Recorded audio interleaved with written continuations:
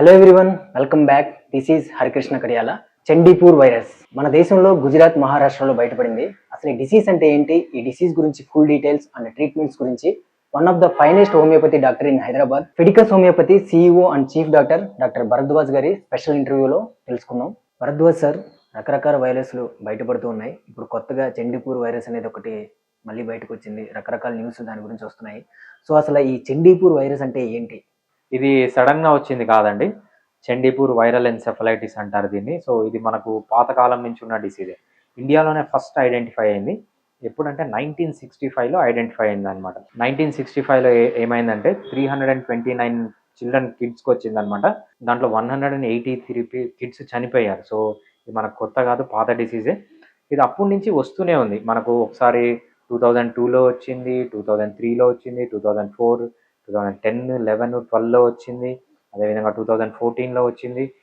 లేటెస్ట్గా ఎప్పుడంటే 2024, ఇది మనకు రీసెంట్గా జూలైలో వచ్చింది. జూలై 2024 ఇయర్లో వచ్చింది. మెయిన్గా ఈ కేసెస్ ఎక్కడ రికార్డ్ అయ్యాయంటే మనకు రాజస్థాన్లో కొన్ని, మధ్యప్రదేశ్లో కొన్ని, గుజరాత్లో కొన్ని కేసెస్ రికార్డ్ అయ్యాయి. ఆల్మోస్ట్ 14 కేసెస్ రికార్డ్ అయ్యాయి. దీంట్లో 8 మంది చిన్నపిల్లలు ఆల్రెడీ చనిపోయారు, మిగిలిన చిన్నపిల్లలు ట్రీట్మెంట్లో ఉన్నారు. సో ఇది ఒక డెడ్లీ వైరస్ అనమాట. సో ఇదేంటంటే బ్రెయిన్ ఇన్ఫెక్ట్ చేస్తుంది. సో బ్రెయిన్లోకి వెళ్ళి ఎన్సెఫలైటిస్ అంటాం అనమాట. బ్రెయిన్ ఇన్ఫ్లమేషన్, రెడ్నెస్, స్వెల్లింగ్ ఇవన్నీ కాజ్ చేస్తుంది. దీనివల్ల ఏమవుతుందంటే చాలా ర్యాపిడ్గా ప్రోగ్రెస్ ఉంటుంది. వితిన్ 24 అవర్స్ లోపల చాలా సివియర్ సిమ్టమ్స్లోకి వెళ్తారనమాట. ఇది మెయిన్గా 9 months నుంచి 14 years మధ్యలో ఉన్న కిడ్స్లో ఎక్కువగా వస్తుంది. దీంట్లో ప్రాబ్లం ఏంటంటే almost all 50% of the kids చనిపోతున్నారు. అంటే 50% ఆఫ్ ది పీపుల్ ఈ డిసీజ్ వచ్చిన వాళ్ళు చనిపోతున్నారు. అది చాలా కన్సర్నింగ్ విషయం అనమాట దీంట్లో. నెక్స్ట్ ఇంకోటి ఏంటంటే ట్రీట్మెంట్కి వచ్చేటప్పుడు ట్రీట్మెంట్ ఆప్షన్స్ లేవు. బేసిక్గా మనం అలోపతి ట్రీట్మెంట్ తీసుకుంటే, లేకపోతే ఇంగ్లీష్ మెడిసిన్ అంటాం, వెస్ట్రన్ మెడిసిన్ అంటాం, దీనికి స్పెసిఫిక్ ట్రీట్మెంట్ లేదు. బట్ ఈ అలోపతిక్ ట్రీట్మెంట్ అనేది చాలా ఇంపార్టెంట్. ఎందుకంటే సింటమాటిక్ ట్రీట్మెంట్ ఇస్తుంది. ఎక్కువ ఫీవర్ ఉందనుకోండి, కొన్ని మెడిసిన్స్ ఇవ్వచ్చు అలోపతి నుంచి. ఇక్కడ స్టెరాయిడ్స్ వాడచ్చు. స్టెరాయిడ్స్ కూడా చాలా బాగా హెల్ప్ చేస్తాయి.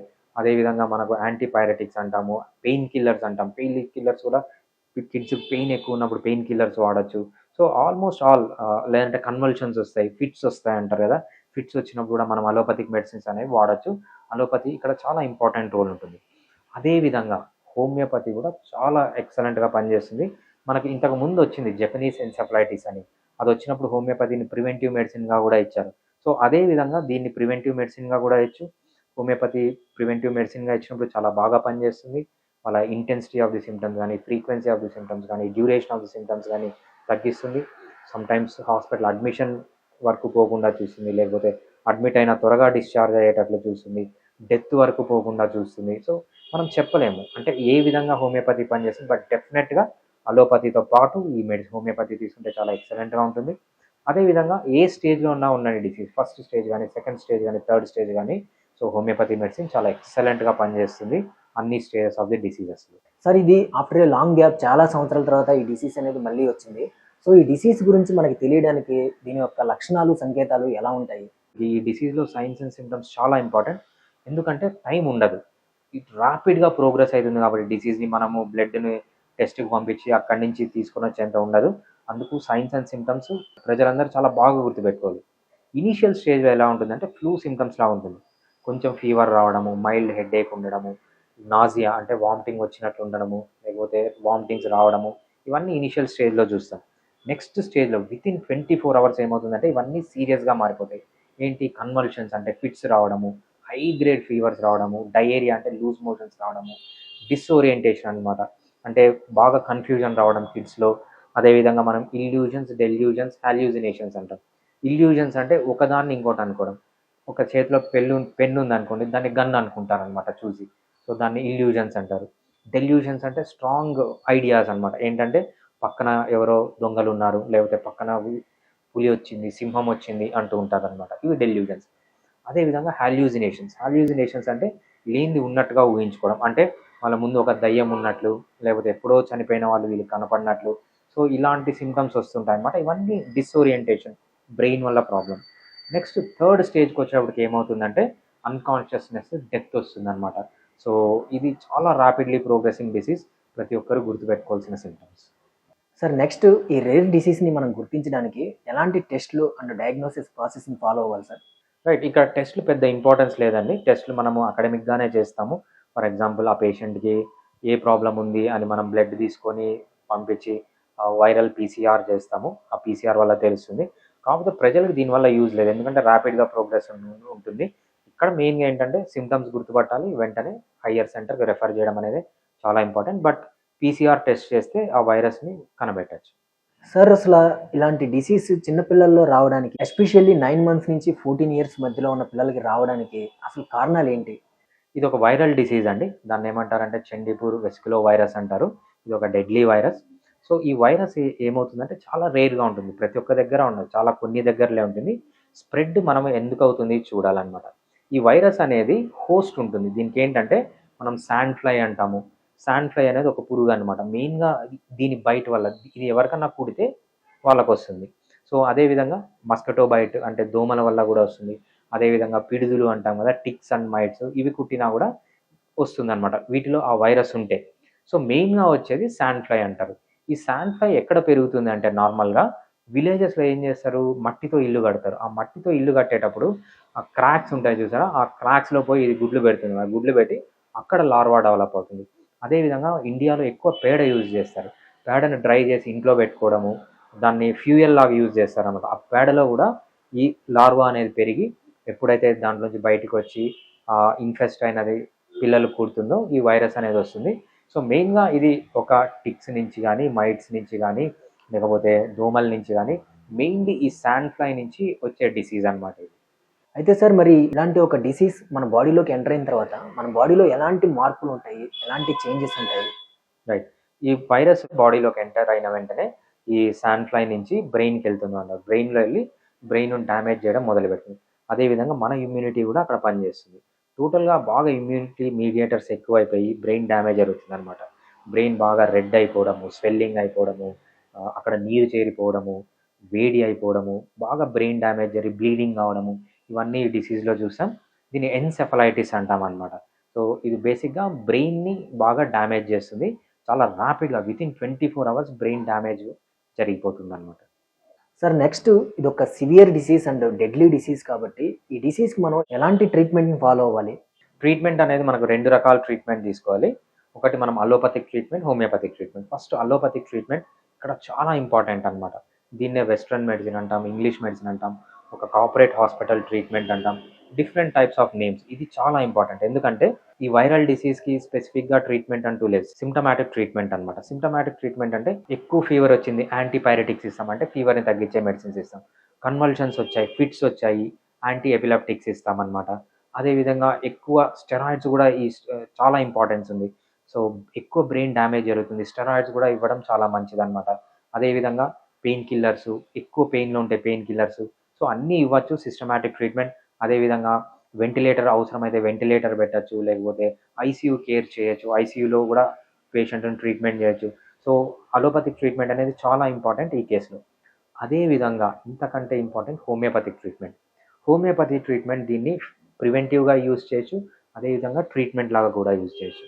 మన పాతకాలం చూసుకున్నాం జపనీస్ ఎన్సెఫలైటిస్ అని ఇట్లాంటి డిసీజే మనకొచ్చింది. అప్పుడు హోమియోపతిని ప్రివెంటివ్‌గా ఇచ్చాం. హోమియోపతిని ప్రివెంటివ్‌గా ఇస్తే అడ్వాంటేజెస్ ఏంటంటే ఒక్కొక్కసారి ఈ డిసీజ్ రాకుండా కాపాడుతుంది. ఒక్కసారి ఈ డిసీజ్ వచ్చినా కూడా సింప్టమ్స్ సివియర్ కాకుండా చూస్తుంది. సమ్‌టైమ్స్ హాస్పిటల్‌లో అడ్మిషన్ అవసరం లేకుండా చూస్తుంది. హాస్పిటల్‌లో అడ్మిట్ అయిన ఆ స్టేని తగ్గించడానికి యూజ్ అవుతుంది. ఒకవేళ హాస్పిటల్‌లో అడ్మిట్ అయ్యి సీరియస్ అయినా కూడా డెత్ వరకు పోకుండా చూస్తుంది. సో ఏ విధంగా చూసినా ఇది ప్రివెంటివ్‌గా చాలా హెల్ప్ ఉంటుంది. అదేవిధంగా ట్రీట్మెంట్ అది first stage only just fever ఉండి, కొంచెం నాజియా, వామిటింగ్ ఉండి, బాడీ పెయిన్స్ ఉన్నప్పుడు ఎక్సలెంట్‌గా పనిచేస్తుంది. అదేవిధంగా సెకండ్ స్టేజ్ ఎక్కడ ఇల్యూజన్స్, డెల్యూజన్స్, హాల్యూసినేషన్స్, అదేవిధంగా ఫిట్స్ వచ్చి బాగా లూజ్ మోషన్స్ అయ్యి ఈ స్టేజ్‌లో కూడా చాలా బాగా పనిచేస్తుంది హోమియోపతి. అదేవిధంగా థర్డ్ స్టేజ్ కోమా స్టేజ్‌లో కూడా ఈ హోమియోపతి అనేది చాలా బాగా పనిచేస్తుంది. సో ఇది ఇంటెన్సిటీ ఆఫ్ ది సిమ్టమ్స్‌ని తగ్గించడానికి, ఫ్రీక్వెన్సీ ఆఫ్ ది సిమ్టమ్స్‌ని తగ్గించడానికి, డ్యూరేషన్ ఆఫ్ ది సిమ్టమ్స్ తగ్గించడానికి చాలా బాగా యూజ్ అవుతుంది హోమియోపతి. ఇవన్నీ సైడ్ ఎఫెక్ట్స్ లేకుండానే మనం హోమియోపతిలో ట్రీట్మెంట్ చేసుకోవచ్చు. ఇందుకు అందరూ తెలుసుకోవాల్సింది ఏంటంటే వేరే సిస్టమ్ ఆఫ్ ది మెడిసిన్స్ వాళ్ళు కూడా వాళ్ళ మెడిసిన్స్ ఇస్తూ హోమియోపతి ట్రీట్మెంట్ ఇస్తే పేషెంట్‌కి చాలా బెనిఫిట్ ఉంటుంది. ఇది పేరెంట్స్ గుర్తుపెట్టుకోవాలి. వేరే సిస్టమ్ ఆఫ్ మెడిసిన్ వాళ్ళు కూడా అంటే అందరూ మెడికల్ ఫెటర్నిటీ గుర్తుపెట్టుకోవాల్సింది ఏంటంటే హోమియోపతిలో దీనికి చాలా మంచి ట్రీట్మెంట్ ఉందని గుర్తుపెట్టుకోవాలి. ఆఫ్టర్ ఏ 10 ఇయర్స్ తర్వాత ఈ డిసీజ్ అనేది మళ్ళీ వచ్చింది. సో దీని గురించి అందరికీ అన్ని విషయాలు తెలియకపోవచ్చు. సో ఇలాంటి డిసీజ్ అనేది రాకుండా మనం అసలు ఎలాంటి జాగ్రత్తలు తీసుకోవాలి? సో ప్రివెన్షన్ అనేది చాలా ఇంపార్టెంట్ అండి. మెయిన్గా విలేజెస్లో వాళ్ళకి ఇది ఎక్కువ వస్తుంది. సో వాళ్ళు ఏం చేయాలి, ఈ వైరల్ లోడ్ ఎక్కువ ఉన్న ఈ ఏరియాస్ ఐడెంటిఫై చేసిన ఏరియాస్లో వాళ్ళు బాగా ఫుల్ స్లీవ్స్ వేసుకోవడము, మస్కిటో రిపెల్లెంట్స్ వాడడము, లేకపోతే మస్కిటో కాయిల్స్ వాడడము, డోమ్ తరలు వాడడము, అదేవిధంగా లాంగ్ ప్యాంట్స్ వేసుకోవడం, షూస్ వేసుకోవడము, మస్కిటో బైట్స్కు దూరంగా ఉండడం చాలా ఇంపార్టెంట్. అదేవిధంగా మస్కిటో బ్రీడింగ్ ఎక్కడైతే జరుగుతుందో ఇంటి చుట్టూ వాటర్ లేకుండా చూసుకోవడము, లేకపోతే పెద్ద పెద్ద ఎక్కువ మస్కిటో బ్రీడ్ అయ్యే ప్లేసెస్లో చేపలను వదలడం. చేపలను వదిలితే ఆ లార్వాస్ అన్నింటినీ తినేస్తాయి. సో మస్కిటో కంట్రోల్, అదేవిధంగా ఎక్కువ మడ్ హౌసెస్లో లేకుండా, లేకపోతే పేడని ఇంట్లో తెచ్చి పెట్టకుండా, సో దాన్ని బయట పెట్టడం, ఇవన్నీ చేయడం వల్ల మంచిగా ఈ డిసీజ్ ప్రివెంట్ అవుతుంది. దాంతోపాటు మంచి ఫుడ్ తీసుకోవాలి, మంచిగా నిద్రపోవాలి, స్ట్రెస్ ఫ్రీ లైఫ్లో ఉండాలి, రెగ్యులర్గా ఎక్సర్సైజ్ చేయాలి. అదేవిధంగా హ్యాబిట్స్ అలవాట్లు ఏమైనా ఉంటే దాని నుంచి బయటకు వస్తే జనరల్గా ఇమ్యూనిటీ పెరిగి ఇట్లాంటి డిసీజెస్ ఏమైనా వచ్చినప్పుడు వీళ్ళకు ప్రొటెక్షన్గా అది పనిచేస్తుంది. సో సార్, ఈ డిసీజ్ యొక్క లక్షణాలు, సంకేతాలు అనేది తెలియక ఎవరైనా దీన్ని నిర్లక్ష్యం చేస్తే ఏమవుతుంది? సో ఈ డిసీజ్ని నిర్లక్ష్యం చేయడానికే లేదండి, ఎందుకంటే చాలా ర్యాపిడ్గా ప్రోగ్రెస్ అవుతుంది. వితిన్ 24 అవర్స్లో ఇర్రివర్సబుల్ డ్యామేజ్లోకి వెళ్తుంది. అందుకు దీన్ని నెగ్లెక్ట్ చేయకూడదు. ఒకవేళ నెగ్లెక్ట్ చేస్తే ఏమవుతుందంటే ఇది కోమాలోకి వెళ్ళి పిల్లలు చనిపోతారు. మోర్ దాన్ 50% డెత్ రేట్ ఉంది. కాబట్టి చాలా జాగ్రత్తగా ఉండాలి ఈ డిసీజ్లో. సార్, ఫైనల్గా ఈ డిసీజ్ అనేది మన దేశంలో కొన్ని స్టేట్స్లో బయటపడింది. దీని గురించి ప్రజలు భయపడకుండా మా ఆడియన్స్కి మీరు ఫైనల్గా ఏం మెసేజ్ ఇస్తారు ఈ డిసీజ్ గురించి? సో ఆడియన్స్కి చెప్పేది ఏంటంటే, ఫస్ట్ ప్యానిక్ అవ్వాల్సిన అవసరమే లేదు. ఇది అంత కామన్ డిసీజ్ కాదు, చాలా కొద్ది ప్లేసెస్లో మాత్రమే వచ్చింది. ఇంపార్టెన్స్ ఏంటంటే, ఆల్రెడీ మన ICMR, Indian council for medical research, అదేవిధంగా నేషనల్ ఇన్స్టిట్యూట్ ఆఫ్ వైరాలజీ, ఇవన్నీ బాగా పనిచేస్తున్నాయి. ఇవి టాప్ ఇన్స్టిట్యూషన్స్, వీటి అన్నింటినీ బాగా చర్యలు తీసుకుంటున్నాయి. మీరు వరీ కావాల్సిన అవసరం లేదు. మీరు గుర్తుపెట్టుకోవాల్సింది ఏంటంటే సింపుల్, ఇటువంటి సిమ్టమ్స్ పిల్లల్లో వస్తాయి. ఎస్పెషలీ 9 నెలల నుంచి 14 ఏళ్ళ వయసులో ఎవరికైనా ఈ సిమ్టమ్స్ ఉంటే ఇమ్మీడియట్గా హాస్పిటల్లో జాయిన్ చేయండి. హాస్పిటల్లో కూడా అలోపతిక్ ట్రీట్మెంట్ అనేది చాలా ఇంపార్టెంట్. సో అక్కడ పెయిన్ కిల్లర్స్ వాడడం, స్టెరాయిడ్స్ మంచిది కాదంటాం కదా, ఈ కేసులో స్టెరాయిడ్స్ అనేవి చాలా మంచిది. స్టెరాయిడ్స్ ఇవ్వాల్సి వస్తుంది, పెయిన్ కిల్లర్స్ ఇవ్వాల్సి వస్తుంది, ఫీవర్ తగ్గించడానికి మెడిసిన్స్ ఇవ్వాల్సి వస్తుంది, రిట్రోవైరల్ డ్రగ్స్, యాంటీవైరల్ డ్రగ్స్ కూడా మనం ఇవ్వాల్సి వస్తుంది. అలోపతి ఇంపార్టెన్స్ చాలా ఉంది. దాంతోపాటు హోమియోపతి కూడా చాలా ఇంపార్టెంట్. హోమియోపతి ప్రివెన్షన్కి యూజ్ అవుతుంది. డిసీజ్ ఏ స్టేజ్లో ఉన్నా, ఫస్ట్ స్టేజ్లో ఉన్నా, సెకండ్ స్టేజ్లో ఉన్నా, థర్డ్ స్టేజ్లో ఉన్నా చాలా బాగా హోమియోపతి పనిచేస్తుంది. అదేవిధంగా ప్రివెంటివ్గా కూడా పనిచేస్తుంది. దీన్ని మనం పాతకాలంలో జపనీస్ ఎన్సెఫలైటిస్కి ప్రివెంటివ్గా యూజ్ చేసినట్టు దీనికి కూడా యూజ్ చేయొచ్చు. అదేవిధంగా మీరు తీసుకోవాల్సిన జాగ్రత్తలు ఏంటంటే, మస్కిటో బైట్స్ లేకుండా చూసుకోండి. మస్కిటో బైట్స్ కానీ లేకపోతే శాండ్ ఫ్లై బైట్స్ లేకుండా చూసుకోండి. చాలా జాగ్రత్తగా ఉండండి. దీన్ని ఒక పాండమిక్ లాగా మారుతుంది అనే ఛాన్స్ లేదు, ఛాన్స్ చాలా తక్కువ. మీరు జాగ్రత్తలు తీసుకుంటే సరిపోతుంది. దీని గురించి వరీ కావాల్సిన అవసరం లేదు. Thank you. Fiticus Homeopathy